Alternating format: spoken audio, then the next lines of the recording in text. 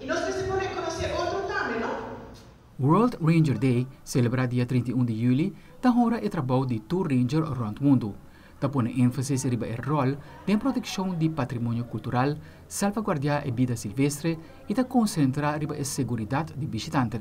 Organisacionnan no mundo, mescos com a Aruba Conservation Foundation, está celebrar o dia aqui junto com o tour ranger, organizando várias atividades. Já domingo nós começamos eigenlijk com o International Conservation Day, dus já domingo é o dia internacional de conservação.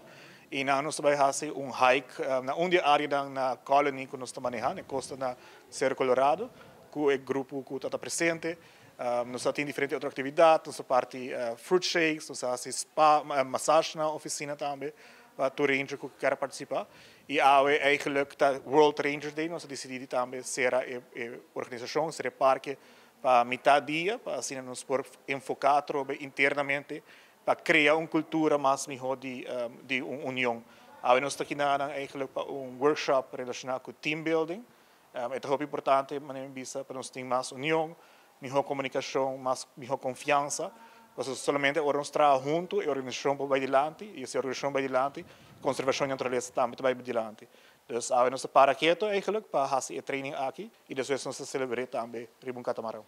Mister reconhecer o trabalho de ranger para sua dedicação de conservação e recursos naturais do planeta. O trabalho de ranger é um trabalho muito diverso, é um trabalho muito complicado, para sobre que tem muito custo passa diariamente.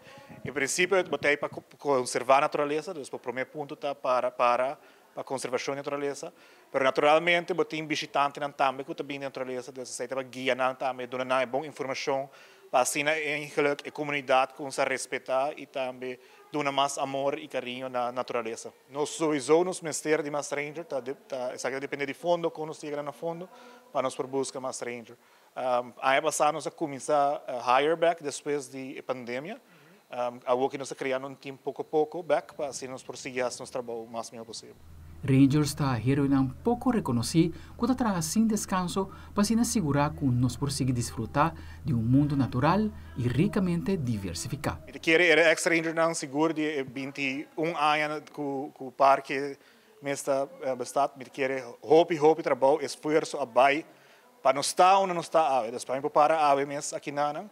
A dedicação de outra pessoa não a mim vista hope danke é algo que porta nunca na hora aprecia, pero para aqui nada me pode reconhecer tudo o qual que não hace tá trabalho importante e seguro para isso não novo ou que menos tem algum grupo novo que está join tem que botar paixão para a natureza me quer receita que dá energia para voltar todo dia para bem trabalho e assim para a conservação da natureza e dar o melhor serviço possível.